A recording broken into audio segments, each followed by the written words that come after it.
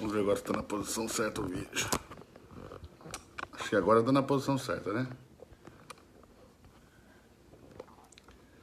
Boa noite, boa noite, boa noite. Tem alguém por aí? Acho que agora tá certo. Tá certo? Só agilizando aqui, pessoal. Só aproveitar onde eu posso chegar. Acho que agora está na posição certa, né, pessoal? Tá assim na horizontal, né? A imagem. Eu estou entrando para a gente falar sobre o batismo com fogo.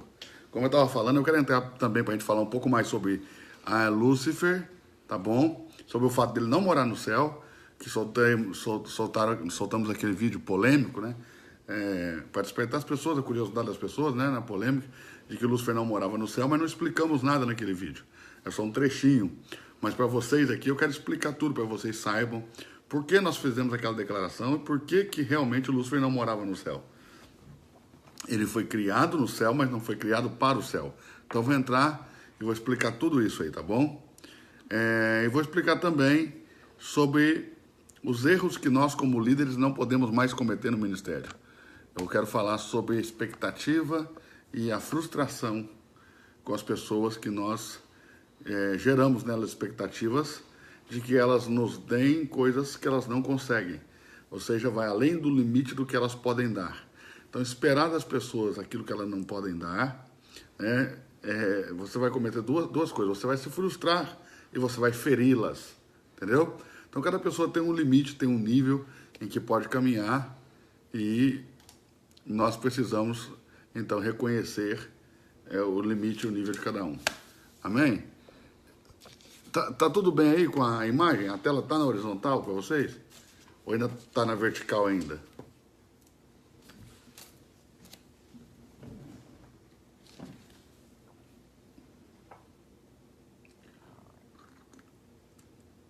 Chama essa pessoa para participar do seu vídeo aqui. Ninguém tá...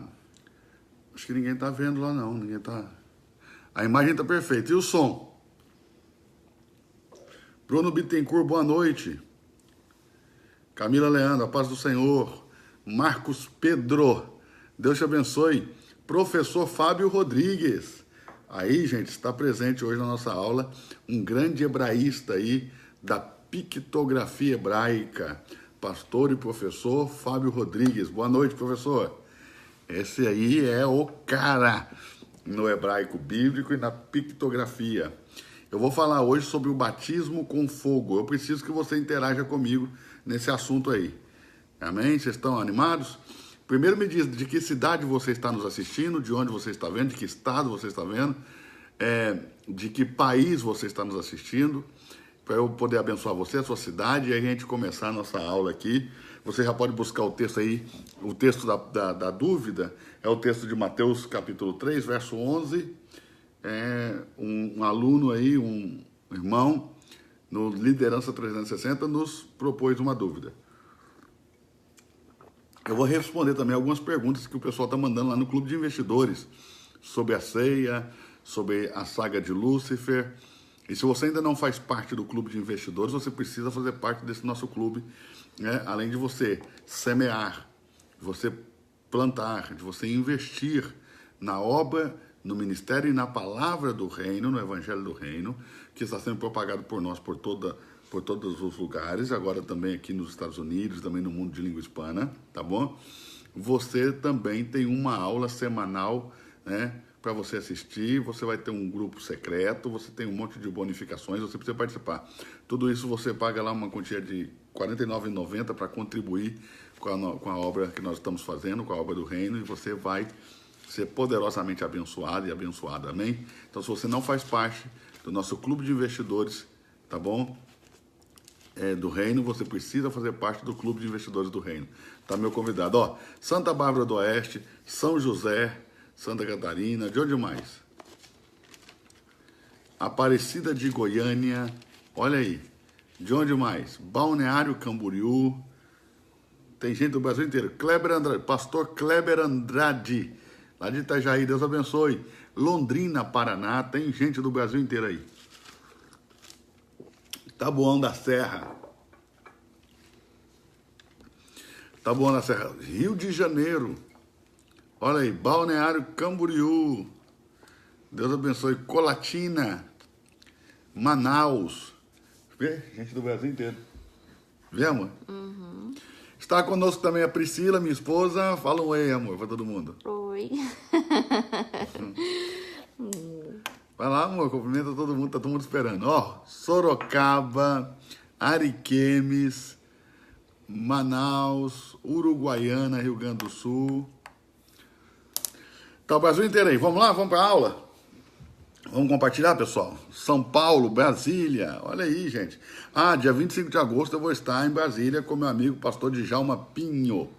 Né? Nós vamos fazer uma super classe, um sábado, o dia inteiro estudando Bíblia, na Igreja Batista Shalom, do meu amigo pastor Iron, tá bom? E nós vamos partilhar sobre inteligência espiritual e sabedoria bíblica. O pastor Djalma Pinho escreveu um livro sobre inteligência espiritual. O pastor Djalma Pinho, ele é PhD e ele tem aí a sua tese de doutorado na inteligência espiritual. Nós vamos estar juntos lá falando sobre inteligência espiritual e sabedoria bíblica. Você não pode ficar de fora, você não pode perder. Ó, o pessoal tá te mandando beijo, Pri. Um beijo, gente. Eu só não quero aparecer porque eu tô parecendo um monstrinho. Explica. Eu tô inchada, feiosa. Ela tá se achando feia porque tá inchada, porque tá grávida, o bebê. Segunda-feira ela vai no hospital e já vai se internar para nascer o bebê. Porque segunda-feira vai dar quantas semanas, amor? 41. Segunda-feira completa 41 semanas.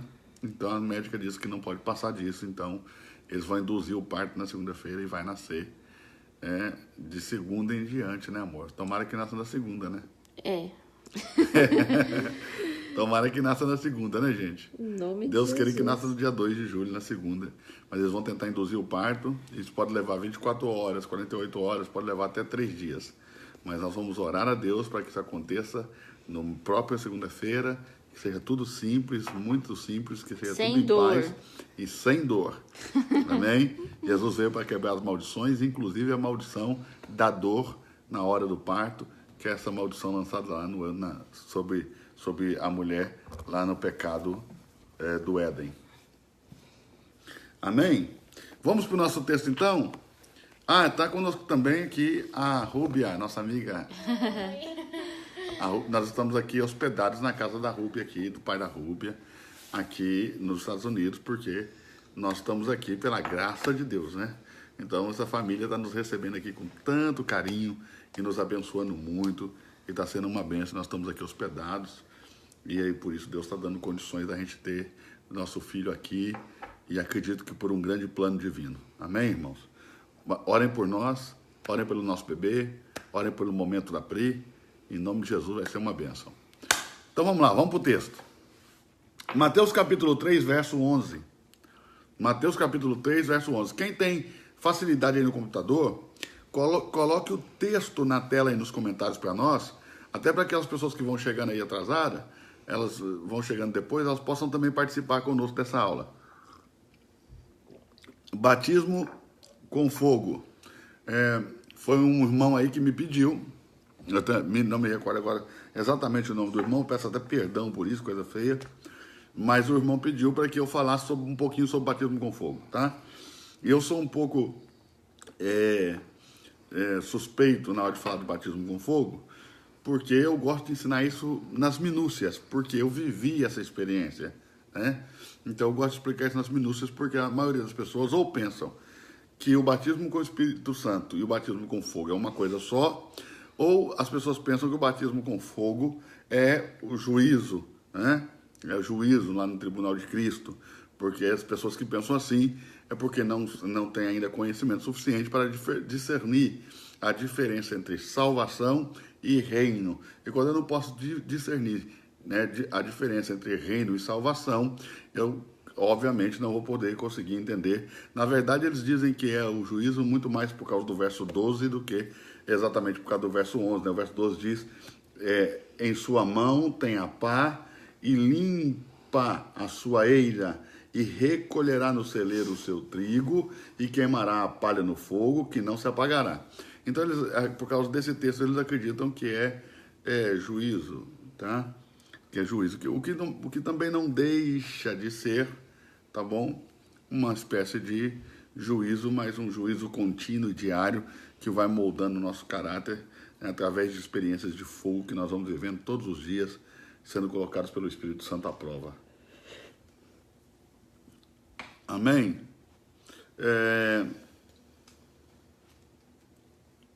O verso 11 diz assim: e eu, em verdade, vos batizo com água para o arrependimento. Mas aquele que vem após mim é mais poderoso do que eu, cujas sandálias não sou digno de levar. Ele vos batizará com o Espírito Santo e com fogo. Então, aqui, nesse texto está claro, é claro que nós vamos ter outras traduções que vão deixar isso um pouco mais confuso, mas nesse texto aqui eu estou usando o texto da Sociedade Bíblica Trinitariana do Brasil, e como vocês sabem já, eu só uso ele em português, e o texto é muito claro, com o Espírito Santo e com fogo, ou seja, o batismo com o Espírito Santo e o batismo com fogo não são a mesma coisa. Isso, gramaticalmente falando, de uma interpretação gramatical, como está no texto. Até quem não é muito espiritual, ou seja, quem não é nada espiritual, consegue interpretar gramaticalmente esse texto, entendendo que não são sinônimos, são duas coisas diferentes. Com o Espírito Santo e com fogo, a letrinha E, é um agente que adiciona Espírito Santo mais fogo. Ou seja, são duas coisas diferentes, tá? Então vão ter Bíblias que vão dizer diferente isso aí, tá bom? E vai trazer alguma confusão. Então, volto a ressaltar que é sempre necessário você estudar a Bíblia com uma boa tradução, bíblica, né? Tente olhar na sua Bíblia como está esse texto aí, o verso de número 11, o final, se está como batismo, vos batizará com o Espírito Santo e com fogo. Veja aí na sua Bíblia como está. Se você puder ir colando o texto da sua Bíblia, como está na sua Bíblia aqui nos nossos comentários, eu vou ficar muito grato, porque assim a gente pode ver várias traduções, o que elas dizem. Então você pode ir colando aí o comentário, tá bom? Nos nossos comentários aqui, porque nós vamos ler aqui no comentário, o seu comentário, nós vamos ler para ver o que está dizendo, né?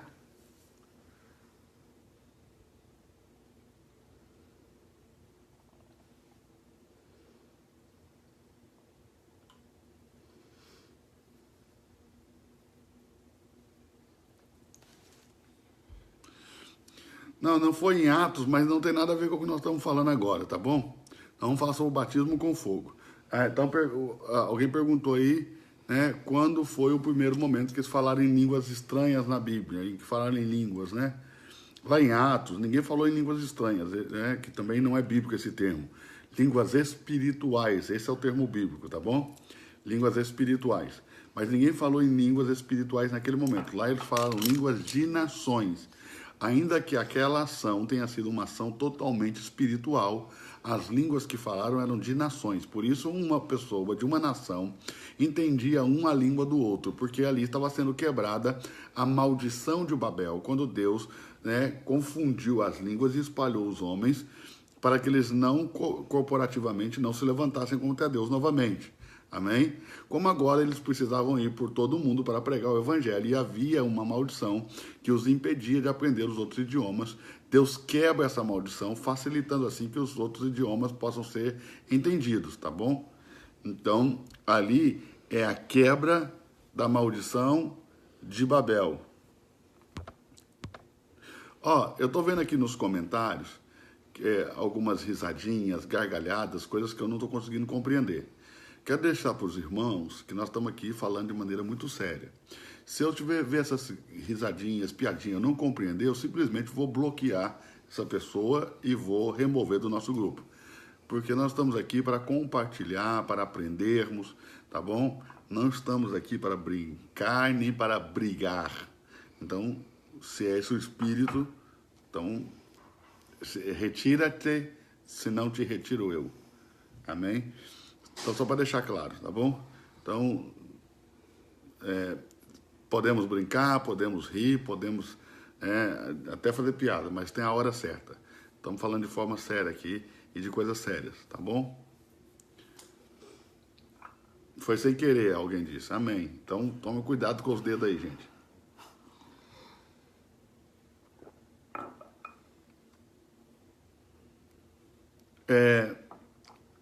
Vamos lá, então. Voltando aqui para o batismo com fogo. Vos batizará com o Espírito Santo e com fogo. Até agora, olha, até agora ninguém colocou nenhum texto aí de como está na sua Bíblia. Vocês não estão a fim de estudar hoje, não, gente? Vocês estão devagar hoje? Vocês estão cansados hoje? Coloca como está na sua tradução aí. O capítulo 3, verso 11. Coloque como está na sua tradução. Mateus capítulo 3, verso 11, para a gente ver como está na sua tradução. Para a gente poder ver por que algumas traduções confundem isso aí. Vão confundir isso aí, vão deixar as pessoas confusas. Ó, na minha Espírito Santo e com fogo, vamos ver aqui. Vos batizará com o Espírito Santo e com fogo. Tem a tradução de alguém que está diferente disso? Que não está escrito assim? E vos batizará com o Espírito Santo e com fogo? Tem alguma diferente? Se tiver, cola aí pra gente.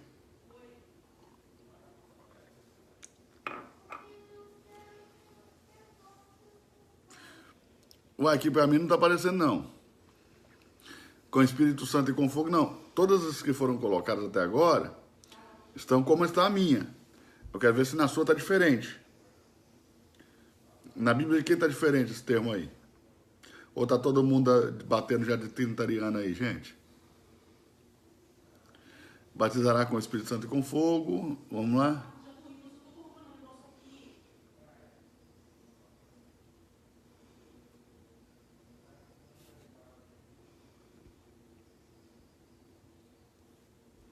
Aqui, ó. Vos batizará no Espírito Santo e em fogo. Mas também dá para no Espírito Santo e com fogo, no Espírito Santo e em fogo, no Espírito Santo e com fogo. Então, é unânime, né? Sim. Praticamente unânime, né? Todas as traduções, a maioria pelo menos as que os irmãos estão usando aqui, a maioria delas diz com o Espírito Santo e com fogo. O Espírito Santo e com fogo. Então pronto, se tá a tradução assim, já ficou claro que o batismo com o Espírito Santo é uma coisa e o batismo com o Espírito Santo é outra. Para a gente entender isso aí, o batismo com o Espírito Santo é uma coisa, o batismo com fogo é outra. Obrigado, amor. Para a gente entender isso aí, nós vamos ter que entender sobre a salvação do homem. Amém? O homem é um ser tricótomo, tá bom? Quem pode anotar isso aí? O homem é um ser tricótomo. O homem é um ser tricótomo.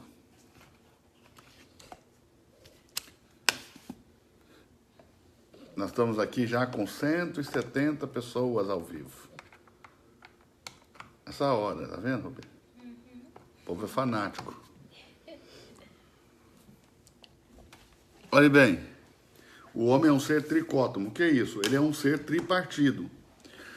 Nós aprendemos, com a Bíblia, que quando Deus formou o homem, Gênesis capítulo 2, verso 7, e soprou nas suas narinas o fôlego de vida, o homem foi feito alma vivente, tá bom?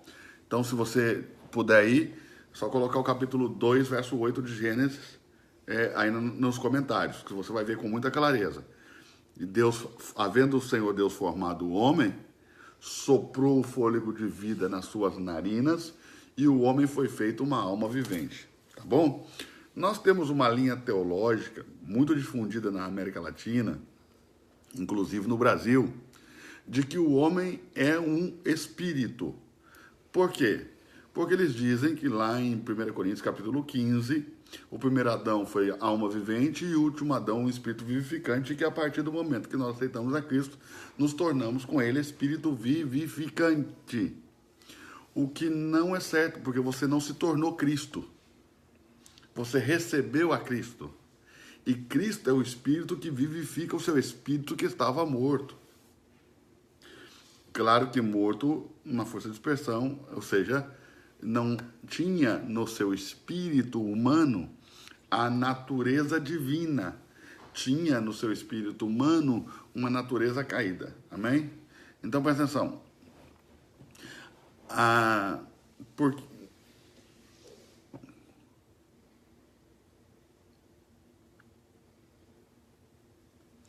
Por quê? Porque não havia a natureza divina?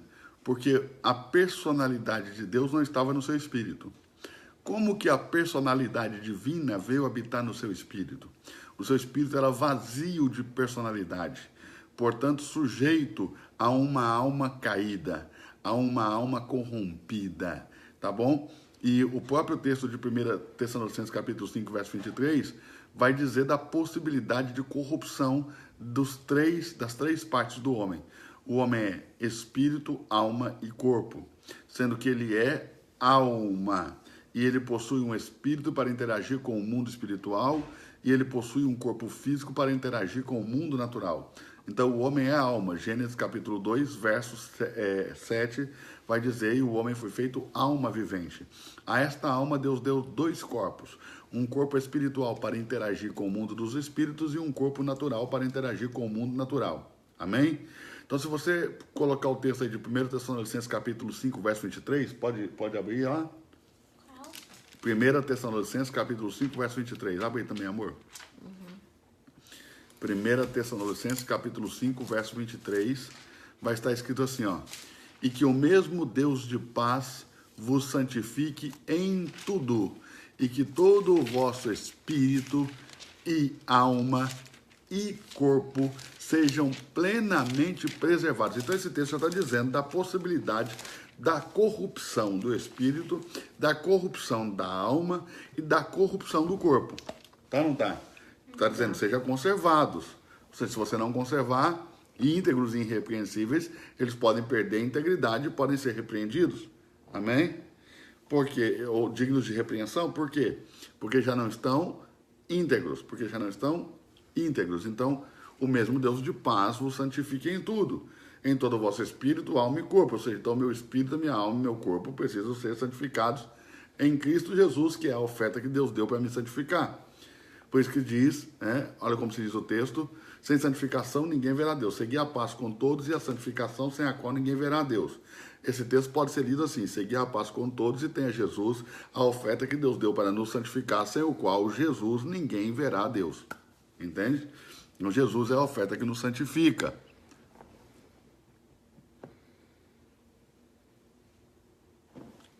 Conseguiu compreender? Então o homem, presta atenção, o homem é espírito, gerado dentro de Deus antes da fundação do mundo, mas soprado na matéria no momento do seu nascimento. Amém?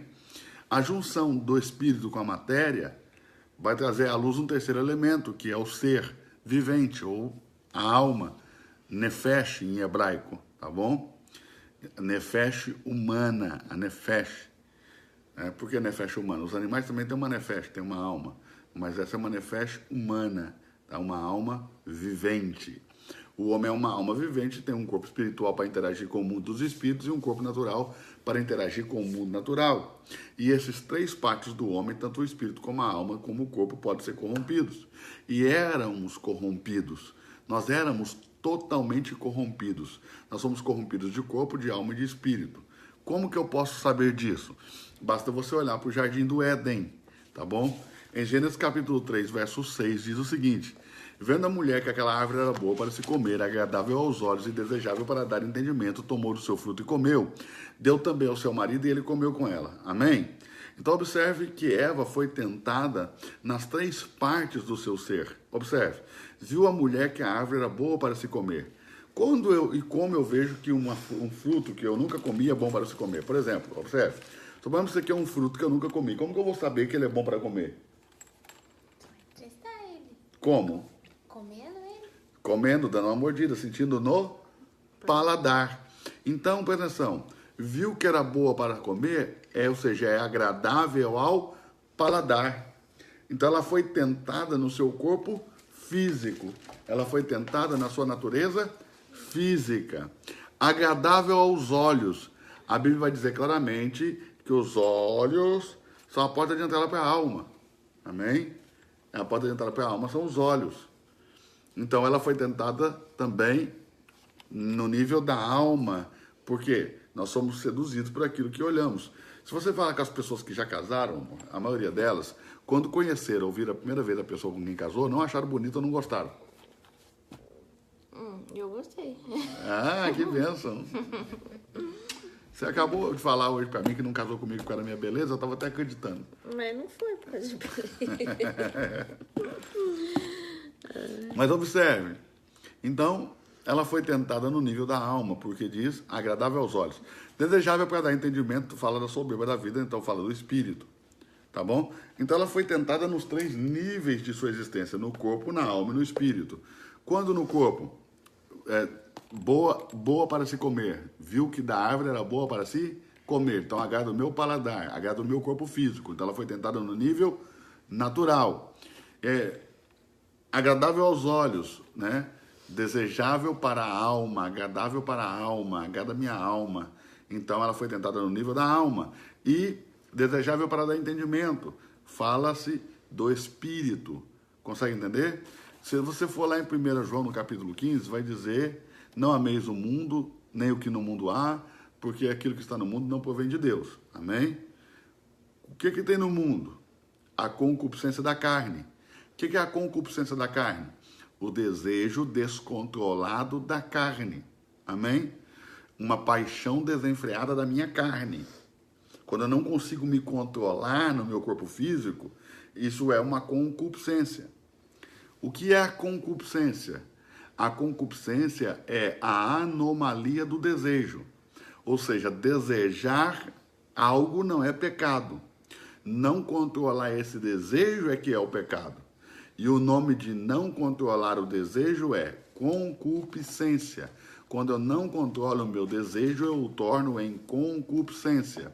Então, a concupiscência da carne, a concupiscência dos olhos e a soberba da vida não vem de Deus, mas do mundo. Então, Eva foi tentada pelo mundo, nos 3 níveis de sua existência. No corpo, na alma e no espírito. E quando ela caiu no corpo, na alma e no espírito. E quando Adão comeu, ele caiu no corpo, na alma e no espírito. É por isso que o homem, presta atenção, espiritualmente morreu imediatamente. E por que houve uma morte espiritual imediata? Porque o homem não conseguiu mais conectar a Deus, Deus não conseguiu mais conectar-se com o homem, e precisou chamar o homem pela primeira vez no jardim em voz audível, e disse: Adão, onde estás?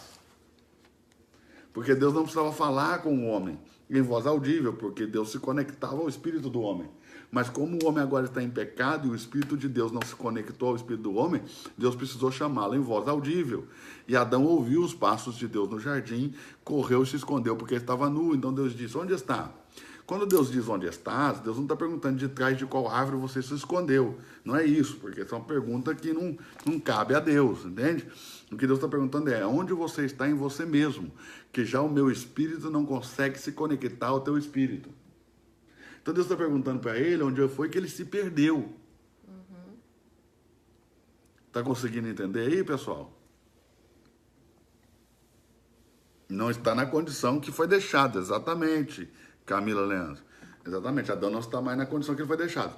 Agora, preste atenção. O homem caiu no espírito, porque Deus não conseguiu falar com ele. Caiu na alma, porque o seu caráter, que era semelhante ao caráter de Deus, agora já não é mais semelhante, porque o homem é desobediente e Deus não tem essa característica. Está conseguindo entender? O homem se torna homicida mais tarde, Deus também não tem essa característica. Então, o homem vai se morrendo no seu caráter, na sua alma, na sua psique. Está conseguindo pegar, pessoal? Amém? E por último, a morte física. Adão viveu muitos anos, né? Adão viveu muitos anos, quase 1000 anos, entende? Mas a morte física chegou. Por quê? Porque também a corrupção do seu pecado alcançou o seu corpo. Então ele caiu no corpo, ele caiu na alma e ele caiu no espírito. Tá conseguindo? Então, quando Deus vai restaurar o homem, Deus tem que restaurar o homem no espírito, na alma e no corpo. E na mesma ordem que o homem caiu, o homem primeiro morreu no espírito, depois ele foi degradando o seu caráter e por último ele morreu no seu corpo. Então a morte é um processo gradativo. Ela começa no espírito, passa pela alma e termina no corpo. Isso é a morte.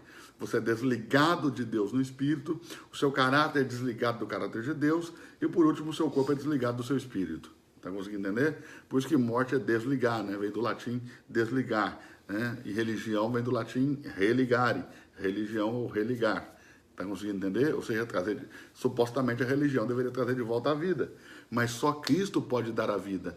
Cristo é o autor da vida e só Ele pode dar a vida, mas ninguém pode dar a vida. Tá mexendo aí, amor? Tá, eu vou ter que sentar ali. Tá sacudindo aí? O bebê tá sacudindo aqui no vento da Pri, ó. Vê se já gosta de Bíblia, tá dando glória, pentecostal. Ela vai ter que levantar a cadeira aqui porque o baby é pentecostal, irmão. Tá mexendo aí muito. Vocês estão entendendo, pessoal? Quem está por aí está entendendo? 197 pessoas, Rubem. Quase 200 pessoas nessa hora da madrugada. 200 pessoas. Graças a Deus que você está aqui. Deus te abençoe poderosamente. A aula vai ser poderosa essa noite, hein? 200 pessoas. Vamos deixar cair não, gente. Vamos chamando mais gente aí. Entendeu? Vamos cair não. Vamos, ó. Vamos botar fogo aí. Então, presta atenção. O homem caiu no corpo, na alma e no espírito. Amém? Então, 1 Tessalonicenses capítulo 5, verso 23 diz: o mesmo Deus de paz vos santifique em tudo, em todo o vosso espírito, alma e corpo, e conserve íntegros e irrepreensíveis para a vinda do nosso Senhor Jesus Cristo. Presta atenção. Como que começa a restauração do homem? Como começa a restauração do homem? Ela começa no espírito. Por isso, a salvação começa com o novo nascimento no Espírito. Observe, Deus tem uma salvação. Quanta salvação Deus tem, gente? Licença, só pegar a caneta que caiu aqui. Não, vou pegar não, vou pegar outra aqui na bolsa. Quanta salvação Deus tem? Deus tem uma salvação, que acontece em 3 tempos. Tá pegando, Rubi? Tá pegando, amor? Uma salvação que acontece em 3 tempos. Quais são esses tempos? Primeiro no espírito, depois na alma e por último no corpo. Então, se alguém te perguntar assim, você já foi salvo? É correto eu responder, pastor? Sim, eu já fui salvo. É correto. Porque você já foi salvo no espírito, no dia em que você aceitou a Jesus como Senhor. Amém? É certo, se alguém me pergunta, você já foi salvo? É certo eu responder, estou sendo? Também. Por quê? Porque na minha alma eu estou sendo salvo em um processo gradativo de transformação de mente. Mente, alma é mente.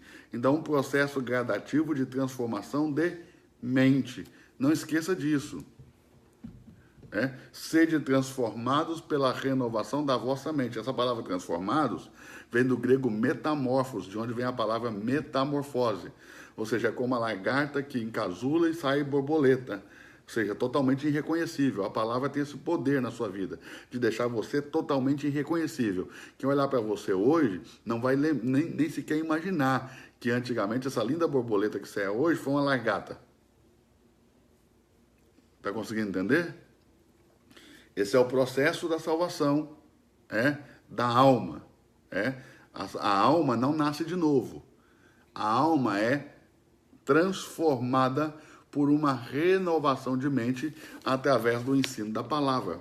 Por que então que as pessoas não estão concluindo esse processo de salvação da alma? Porque as igrejas estão com grande dificuldade de ensinar. Quanto maior a dificuldade nossa de ensinar, mais lenta será essa salvação da alma, essa transformação da alma. Consegue compreender, amor, por quê que demora? Porque a igreja perde a capacidade de ensinar. Está conseguindo entender, pessoal? Quando a igreja perde a capacidade de ensinar, então as pessoas vão viver nessa transformação da mente, de forma muito lenta, e a salvação da alma vira um processo longo, aquilo que poderia ser bem mais rápido, tá bom? E por último, vem a salvação do corpo. Então, se alguém me pergunta, você já foi salvo? É certo que eu responda, serei?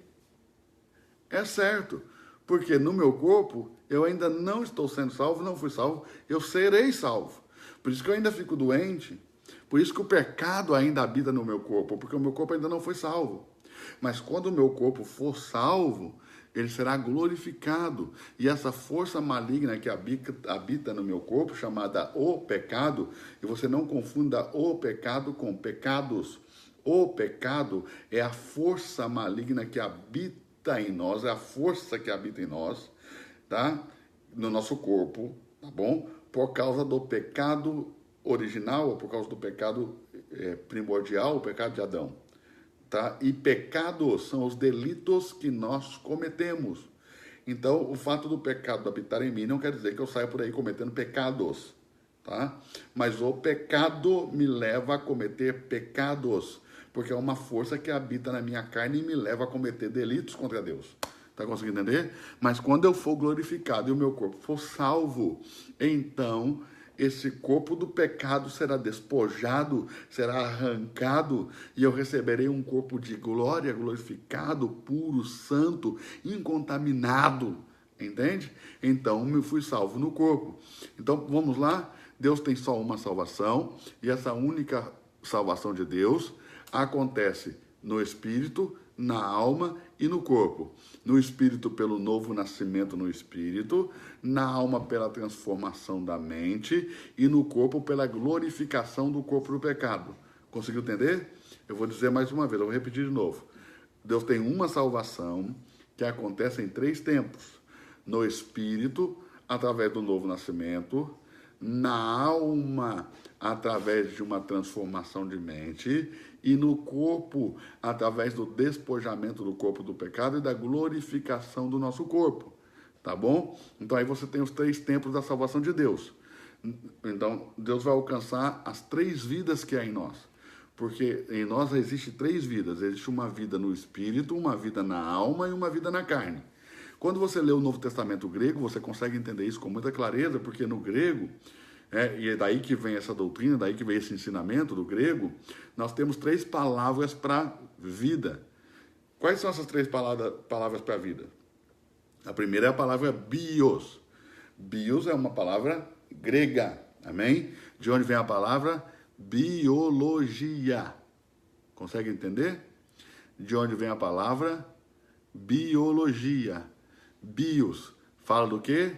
Da vida na carne, da vida do meu corpo. Depois nós temos outra palavra que também deriva-se do grego para vida, que é psique. Psique. E psique é a vida da alma. Bios é a vida da carne e psique é a vida da alma. E depois nós temos também a vida no espírito, que é zoe. Z-O-E. Zoe. É a vida no espírito. Então nós temos uma vida bios, nós temos uma vida psique e nós temos uma vida zoe. Nós temos vida na carne, nós temos vida na alma e nós temos vida no espírito. O problema é que quando você traduz para o português no Novo Testamento, tá bom?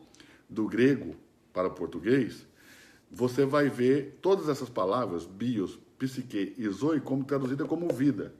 Então quando você lê, se você não tem conhecimento do grego ou não faz nenhum esforço de fazer uma pequena pesquisa, você nunca vai saber de que tipo de vida está sendo dito. Porque quando ele diz assim, por exemplo, ó, eu vim para que tenham vida e a tenham em abundância. De que vida que ele está falando? Da vida na carne, na alma e no espírito. Aquele que crê em mim tem a vida eterna. De que vida ele está dizendo? Então, você tem sempre que entender que existem 3 palavras gregas para vida, que quando são traduzidas para o português, tudo traduzido por vida. Então você tem sempre que olhar o contexto para saber de que vida ele está dizendo. E também nós temos outro problema com o grego. Existem 2 palavras gregas para salvação. Qual é a primeira? Soteria. E a segunda, sozo. Soteria e sozo. Da palavra soteria vem o nome da doutrina que estuda sobre a salvação, que é soteriologia. Qual é o nome da matéria que estuda sobre a salvação? Soteriologia. Amém? Vem de soteria, né? E soteria vem da ideia grega de acertar o alvo, acertar o branco, né? Não tem o alvo lá, aqueles círculos, acertar aquele ponto branco, pontinho branco, acertar o alvo. E sozo. Então, o que seria soteria e o que seria sozo? Sozo é livre da condenação do inferno. Eu estou falando, claro, óbvio, eu estou falando para leigo. Quando eu digo estou falando para leigo, e nem todo mundo aí é leigo, quando eu estou falando para leigo, é só porque eu não estou falando para acadêmicos do curso de teologia, amém? Não é leigo no sentido pejorativo. É que talvez você é advogado, talvez você é médico, talvez você é dentista, talvez você é, sei lá, piloto, talvez você é motorista, talvez... Então, você não é acadêmico de teologia, ou não é um estudante de teologia, ou um professor de teologia. Então, nós chamamos leigo as pessoas que não estudaram teologia, né, como um curso formal acadêmico, ou não tem uma formação formal na área da teologia. Tá? Então, eu estou falando aqui de uma forma bem simplória para você conseguir compreender. Mas sozo, tá bom? Sozo, na essência, eu estou livre da condenação do inferno, tá bom? E soteria seria uma salvação integral, ou seja, completa. Eu não sou só livre do inferno, mas eu recebo todas as bênçãos que a salvação tem para mim. Ou seja, eu vim para que tenham vida e vida em abundância. Ou seja, fala dessa abundância da vida, tá?